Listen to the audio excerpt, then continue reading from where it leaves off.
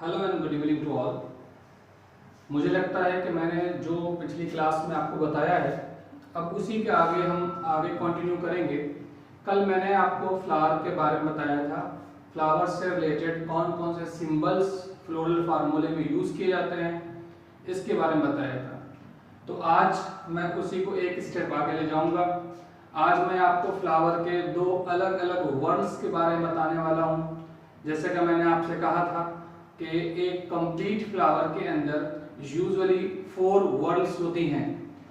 ये 4 जो वर्ड्स हैं इनमें आउटर से अगर स्टार्ट करें, सबसे बाहर से, या यूं कहें कि बड कंडीशन से अगर हम लोग इसको स्टडी करते हैं तो outermost whorl of flower is known as calyx and the single part of calyx is known as sepal. तो इसको फार्मूले के लिए, कैलिक्स के लिए कौन कौन से टर्म्स यूज किए जाते हैं, कैलिक्स के बाद मैं आपको बताऊंगा करोला के लिए कौन कौन से टर्म यूज किए जाते हैं और कौन कौन से सिंबल्स उन टर्म को दिए जाते हैं। तो साथ ही साथ मैंने आपको बताया था कि टर्मिनोलॉजी के साथ हम लोग फ्लोरल फार्मूले में यूज होने वाले सिंबल्स की भी स्टडी कर रहे हैं। इस तरीके से आपको आहिस्ता आहिस्ता एक पर्टिकुलर प्लांट का जो भी टर्म्स हैं वो मालूम चलेंगे और उसके कौन कौन से फार्मूले में सिंबल्स होना चाहिए या होते हैं वो भी मालूम हो जाएंगे आपको। मेरी कोशिश ये है कि आपको फ्लावर के बारे में इतना नॉलेज दे दिया जाए कि आप किसी भी प्लांट के फ्लावर को देखकर उसे डिस्क्राइब कर सकें, उसके कैरेक्टर्स को स्टडी कर सकें और एक बहुत अच्छा सा ठीक सही फार्मूला उसका बना सकें। तो let's start without any delay. आज जो पढ़ाने जा रहा हूं पहले आपको वो है कैलिक्स। देखिए यहाँ मैंने बोर्ड पे मेंशन कर रखा है कैलिक्स। कैलिक्स को सिंबल जो दिया जाता है वो कैपिटल के से रिप्रेजेंट किया जाएगा अगर आप फ्लोरल फार्मूले की बात करते हैं तो। ठीक है, सबसे पहले कैलिक्स की डेफिनेशन ये रही, outer most usually green word of flower consisting of sepals. ठीक, ये बहुत सिंपल और शॉर्ट डेफिनेशन है कैलिक्स की। ठीक है, आगे बढ़ते हैं। अब कैलिक्स के लिए कौन से वो टर्म्स हैं जिनको आप फ्लोरल फार्मूले में यूज करोगे और कौन कौन से टर्म्स उनके लिए दिए जाते हैं। तो देखिए यहाँ एक टर्म यूज किया जाता है पॉलीसेपलस। यहाँ आपको बता दूं, अगर Bentham and Hooker system of classification आपने पढ़ा है तो उनके आपने क्लासेस के नाम भी सुने होंगे, उनके आपने ग्रुप्स के नाम भी सुने होंगे। उसमें उन्होंने एक क्लास बनाया था पॉलीपेटली क्लास। ठीक है, और एक क्लास बनाया था गैमोपेटली। ठीक है ना, तो वो किस तरीके से उन्हें आगे डिस्क्राइब करते थे। उनका ये कहना था कि पॉली वर्ड जो है इट मींस फ्री। कोई भी चीज किसी से अटैच ना हो तो वो सारे मेंबर्स को पॉलीपेटली ग्रुप में रख दिया था। ठीक है, पेटल्स फ्री, मेनली उनका फोकस जो नाम दिया था उन्होंने उस ग्रुप का पॉलीपेटली ग्रुप जो दिया था वो पेटल्स के फ्री होने के बेस पे दिया था। दूसरा जो एक ग्रुप था उसका नाम था गैमोपेटली। गैमो मींस होता है अटैच्ड, यूनाइटेड और फ्यूज्ड। अगर पेटल्स यूनाइटेड थे, जुड़े हुए थे, तो वो गैमोपेटली कंडीशंस को फॉलो करते थे और उन सारे मेंबर्स को गैमोपेटली ग्रुप में प्लेस कर दिया गया। ठीक, उसी को आगे ले जाते हुए यहाँ पर टर्मिनोलॉजी जो दी गई है बिल्कुल उसी के बेस पर दी गई। जरा सी समझने वाली बात है और आप लोग को बहुत जल्द समझा भी दूंगा। देखिए लिखा है पॉलीसेपलस, ये कंडीशन है। अगर आपने फ्लावर को देखा तो अब आप कैसे पहचानेंगे कि ये कंडीशन क्या होती है। तो बहुत आसान तरीका है। जो बड़े बड़े फ्लावर होते हैं उनके आप पेटल्स को देखें, फोर्स से पोलेटिव की हेल्प से अगर आप उनको ओपन करके कोशिश करेंगे ओपन करने की, इजीली ओपन हो जाएंगे। अगर वो एक दूसरे से जुड़े हुए नहीं है कहीं पर से भी तो आप एक एक करके उसको रिमूव करते चले जाएं। कोई भी पेटल दूसरे पेटल के साथ जुड़ा नहीं होगा और कोई भी सेपल दूसरे सेपल के साथ जुड़ा नहीं होगा। पॉली वर्ड कैलिक्स और करोला, सेपल्स और पेटल्स दोनों के लिए यूज किया जाता है, इसलिए दोनों को साथ में बता दे रहा हूं आपको। यहाँ पॉलीसेपलस टर्म यूज है, मीनिंग वही है। पॉली मींस फ्री, जो आपस में जुड़े नहीं होंगे। यहाँ सेपल्स वर्ड आ गया है तो जहां सेपल्स एक दूसरे से जुड़े ना हो उसके लिए पॉलीसेपलस कंडीशन यूज करते हैं या पॉलीसेपलस टर्म यूज करेंगे। सिंबल में हम लोग के जो है कैलिक्स का सिंबल है, के आगे जो भी नंबर होगा सेपल्स को काउंट करेंगे। जैसे कि मान लीजिए फ्लावर अगर पेंटामेरस है तो कोई भी चीज मिनिमम 5 होना चाहिए या 5 के मल्टीपल में होगी। एक वर्ल के अंदर 5 पेटल्स होना चाहिए या 5 सेपल्स होना चाहिए, इसलिए फ्लावर पेंटामेरस बोला जाता है। अगली वर्ल है तो उसके अंदर भी 5 होंगे, फिर नेक्स्ट वर्ल है तो उसके अंदर भी 5 होंगे, यानी 5 और इन द मल्टीपल ऑफ 5, तब ये टर्म यूज करते हैं पेंटामेरस। ठीक है, तो यहां मैंने के को जो है कैलिक्स के लिए लिख दिया है, और ये जो 5 लिखा है विदाउट ब्रैकेट लिखा जाएगा। फार्मूले के अंदर मतलब ये है कि सेपल्स 5 होंगे, सारे सेपल्स पॉलीसेपलस कंडीशन में, यानी एक दूसरे से कोई भी अटैच नहीं होगा। इसी तरीके से बिल्कुल आप यहां देखें, करोला के बारे में दिया है polypetalous term, when petals are free. Petals के लिए कैपिटल सी, करोला को कैपिटल सी से रिप्रेजेंट किया जाता है फ्लोरल फार्मूले में। यहां आप देख सकते हैं करोला के आगे, सी के आगे 5 यहां भी विदाउट ब्रैकेट लिखा जाएगा। क्यों? क्योंकि ये पॉली टर्म यूज किया गया है, पॉलीसेपलस या polypetalous. Poly means away from mixing, आपस में जुड़ नहीं सकते, सेपरेट रहेंगे एक दूसरे से। तो पेटल्स और सेपल्स को पहचानना बहुत आसान है कि अगर आपने सारे सेपल्स को देखा, एक दूसरे सब लोग अलग अलग हैं, सारे सेपल एक दूसरे से फ्री हैं, तो टर्म यूज कर लीजिएगा पॉलीसेपलस, और फार्मूले में सिंबल के के आगे नंबर जो भी लिखा जाएगा, जो भी नंबर हो काउंट करके सेपल्स को लिखा जाता है, तो वो बिना ब्रैकेट के लिखा जाएगा।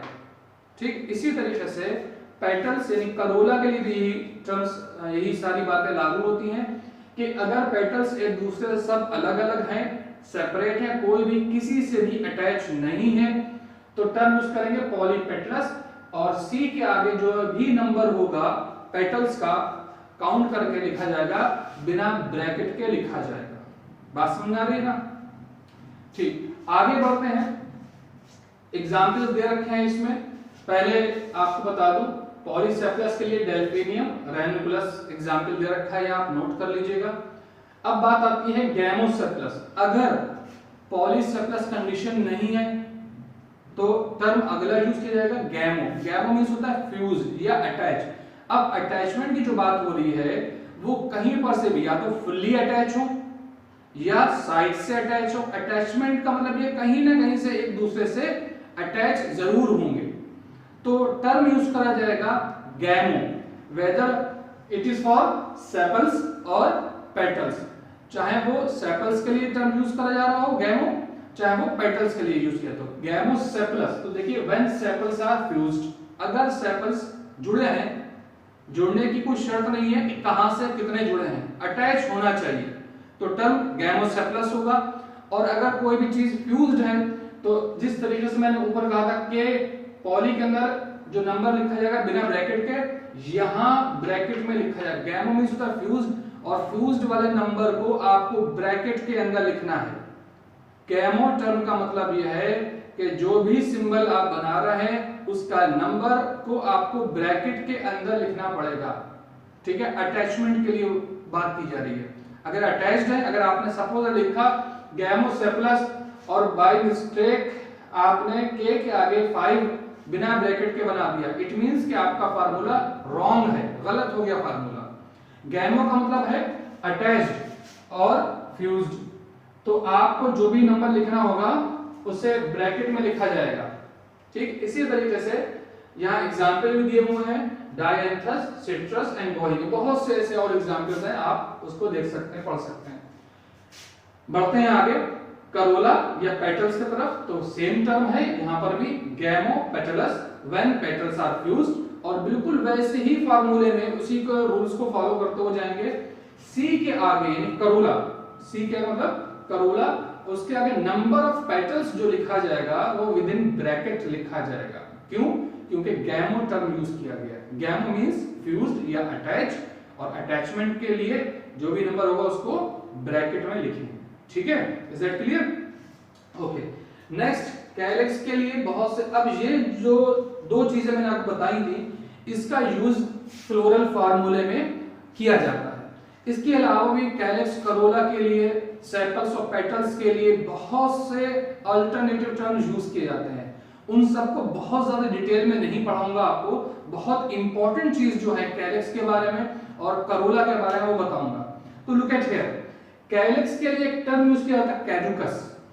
कैडुकस मींस होता है, बहुत से ऐसे प्लांट्स देखे होंगे आपने जहां सेपल्स अर्ली फॉल ऑफ हो जाते हैं, या यूं कहा जाए प्रीमेच्योरली फॉल ऑफ हो जाते हैं, बहुत जल्दी गिर जाते हैं या टूट जाते हैं या प्लांट से सेपरेट हो जाते हैं। तो ऐसी कंडीशन को हम फ्यूगेशियस टर्म भी यूज करते हैं या कैडुकस टर्म यूज कर सकते हैं। When sepals falling of early या परमानेंटली, ठीक है। Example Poppy, opium Poppy, Poppy का प्लांट बहुत कॉमन है, इसका एग्जांपल में दिया जाता है कैडुकस सेपल्स का पाया जाना, ये इसका एग्जांपल। इसका अपोजिट टर्म जो है, अगर मुझे लगता है कि अपोजिट है इसका, कैडुकस मतलब अर्ली फॉल ऑफ हो जाना, जल्दी गिर जाना, ठीक है। एक टर्म है परसिस्टेंट, परसिस्ट करना, काफी देर तक बने रहना। बहुत से आपने प्लांट्स ऐसे देखे होंगे, फ्रूट्स ऐसे देखे होंगे जिनमें फ्रूट्स फॉर्मेशन के बाद भी सेपल्स उससे या उसके फ्रूट के स्टॉक से अटैच रहते हैं। सोलिनेसी फैमिली का कैरेक्टरिस्टिक फीचर माना जा सकता है। परसिस्टेंट सेपल्स सबसे ज्यादा सोलिनेसी फैमिली में पाए जाते हैं। जैसे सबसे ज्यादा एग्जांपल सोलेनम नाइगर, मकोई आपने देखा होगा या टोमेटो देखा होगा, तो उसके अंदर सेपल्स चिपके होते हैं, है ना। कैप्सिकम देखा, मिर्च, हरी मिर्च देखी होगी आपने, उसके अंदर भी वो आपने देखा होगा। ब्रिंजल देखा होगा आपने, वो भी इसी फैमिली से बिलोंग करता है। तो जहां सेपल्स फ्रूट फॉर्मेशन के बाद भी फ्रूट से भी चिपके रहे, ऐसी कंडीशन के लिए टर्म यूज किया जाता है परसिस्टेंट। डेफिनेशन दियरी, when sepals remain attached with fruits, यानी ऐसी कंडीशन जहां पर सेपल्स फ्रूट्स के साथ अटैच रहते हैं, उनसे जुड़े रहते हैं। एग्जांपल में सोलेनम एंड धतूरा, इसका एग्जांपल यहां मेंशन कर रखा है। थर्ड कंडीशन जो है वो डेसिडुअस टर्म है। एक पर्टिकुलर टाइम पीरियड के बाद अगर सेपरेट होते हैं तो उनके लिए डेसिडुअस टर्म यूज किया जाता है। यहां डेफिनेशन है, when sepals falling off with petals just after fertilization. Fertilization के बाद, आमतौर पे यही होता है कि फर्टिलाइजेशन के बाद ही पेटल्स और सेपल्स रिमूव हो जाते हैं या गिर जाते हैं, ये एक नेचुरल प्रोसेस है। ऐसी कंडीशन के लिए सेपल्स के लिए डेसिडुअस टर्म यूज किया जाता है। एग्जांपल मस्टर्ड, इसका मैंने यहाँ पे मेंशन कर रखा है, ठीक है। तो ये जो है कैलेक्स से रिलेटेड सारी चीजें इस साइड में है। इधर मेरे साइड में है करोला से रिलेटेड चीजें हैं, ठीक है। अब कुछ फ्लावर्स ऐसे भी होते हैं, कुछ ऐसे ग्रुप भी हैं जिनके अंदर आप प्लांट के पर्टिकुलर पार्ट को पहचान लोगे दैट इज फ्लावर, बट उनके अंदर आप कैलेक्स और करोला को डिस्टिंग्विश नहीं कर सकते, इनडिस्टिंग्विशेबल होते हैं, आप आसानी से उनको रिमूव अलग अलग नहीं स्टडी कर सकते। ऐसी कंडीशन में जो फ्लावरिंग, जो आउटर वर्ल होती है फ्लावर की, उसके लिए टर्म यूज करते हैं पेरियंथ। ये भी बहुत आपने सुना होगा टर्म पेरियंथ। इसको कैपिटल पी से रिप्रेजेंट किया जाता है और इसको इस तरह से डिफाइन करते हैं, when calyx and corolla are not distinguishable from one another. जैसा मैंने आपको बताया, एक दूसरे से आप उसको डिस्टिंग्विश नहीं कर सकते। And outer whorl is called perianth made up of tepal. जिस तरीके से करोला की जो सिंगल पार्ट था आपने उसको पेटल पढ़ा था, कैलेक्स के सिंगल पार्ट को सेपल पढ़ते हैं, इसी तरीके से पेरियंथ के सिंगल पार्ट को हम टेपल पढ़ते हैं। और पेरियंथ जहां पे होगी कंडीशन, आमतौर पर बेंथम एंड होकर सिस्टम क्लासिफिकेशन में मोनोक्लेमाइड ग्रुप के अंदर इस तरह की कंडीशन बहुत कॉमन है और उसमें पाई जाती है। इनके लिए भी फार्मूले में वही दो टर्म यूज करते हैं, पॉलीटेप्लस एंड गैमोटेप्लस। उम्मीद है कि इनके मतलब आप समझ गए होंगे। पॉली का मतलब फिर भी मैं बता देता हूं, पॉली मतलब फ्री। अगर टेपल्स हैं और फ्री हैं तो पॉलीटेप्लस कंडीशन हो जाएगी, अगर टेपल्स हैं और आपस में अटैच है तो वो गैमोटेप्लस कंडीशन हो जाएगी। Look at here definition, when tepals, है ना, मतलब कहा जाता है पेरियंथ लोब्स के लिए कहा जा रहा है। व्हेन टेपल्स फ्री, अगर टेपल्स फ्री हैं तो ये हो गया पॉली, ठीक है, पॉलीटेप्लस। और इसको फार्मूले में कैपिटल पी के आगे वैसे ही जो भी टेपल्स का नंबर होगा उन्हें काउंट करके बिना ब्रैकेट के लिखा जाएगा, ठीक। अब बात आती है गैमोटेप्लस की। व्हेन टेपल्स या पेरियंथ लोब्स फ्यूज्ड, ठीक है, और इनको जब फ्यूज्ड है गैमो टर्म यूज कर लिया गया है, तो देखिए यहाँ पर पी के आगे जो भी नंबर लिखा जाएगा वो ब्रैकेट में लिखा जाएगा। तो उम्मीद है कि आज का ये टॉपिक, आज का ये लेक्चर आपके लिए बहुत इंपॉर्टेंट रहा होगा, बड़ा अच्छा लगा होगा आपको। उसी के आगे जो कल से मैंने जहां से स्टार्ट किया था, अब फार्मूला बात करें कि हम फार्मूले में आपको कहां तक बता चुका हूं आज। तो देखिए मैंने कल आपसे कहा था अगर किसी भी प्लांट का फ्लोरल फार्मूला आप लिख रहे होंगे, उसमें सबसे पहले आप फ्लावर से रिलेटेड टर्म यूज करेंगे कि फ्लावर ब्रैक्टिएट है या नहीं है। अगर ब्रैक्ट था तो उसके लिए बीआर लिखा जाएगा फार्मूले में, ठीक है ना। बीआर मतलब ब्रैक्टिएट, कॉमा लगा दिए। उसके बाद मैंने आपसे कहा था आपको उसके फ्लावर की सिमेट्री देखना होगी कि whether the flower was zygomorphic और एक्टिनोमॉर्फिक, ठीक है। तो इन दोनों से भी एक सिंबल जरूर बनाना पड़ेगा आपको। सपोज दैट मैंने जो प्लांट को स्टडी करा था वो था एक्टिनोमॉर्फिक, तो एक्टिनोमॉर्फिक का सिंबल बना दिया। एक्टिनोमॉर्फिक था तो उस फ्लावर के अंदर क्या स्टेमेन और कार्पेल्स थे? जी थे। अगर थे तो हर्माफ्रोडाइट या बाइसेक्सुअल का सिंबल बनाया जाएगा, जो इस तरह से मैंने आपको कल बता चुका हूं पिछली क्लास के अंदर, ठीक है। तो ये तीन टर्म्स और उनके सिंबल्स मैंने कल आपको बताए थे। इसके आगे मैंने कहा था कि कैलिक्स और करोला से रिलेटेड सिंबल्स बनाए जाते हैं। तो पहले कैलिक्स की बारी आएगी, कैपिटल के। अगर कंडीशन मैंने कहा कि पॉलीसेपलस है तो बिना ब्रैकेट के नंबर काउंट करके लिख दिया जाएगा 5। अगर गैमोसेपलस है तो यही 5 को आपको ब्रैकेट में लिखना होगा। तो मान लीजिए हम एक फार्मूला लिख रहे हैं, उसमें गैमोसेपलस कंडीशन, यानी सेपल्स आर फ्यूज्ड, सारे सेपल्स एक दूसरे से जुड़े हुए हैं, फ्यूज्ड हैं, कॉमा लगा के। करोला, करोला भी मान लीजिए पॉलीगैमोपेटलस है, करोला भी गैमोपेटलस है, इसको भी आप ब्रैकेट में ही लिखेंगे। अगर ये पॉली होता तो जो भी सी के आगे नंबर लिखा जाता वो बिना ब्रैकेट के होता। आज की क्लास में बस कैलिक्स और करोला तक ही। कल हम आपको अगली क्लास में एंड्रीशियम एंड गैनीशियम से रिलेटेड जो भी सिंबल्स या जो टर्म्स यूज किए जाते हैं वो बताऊंगा।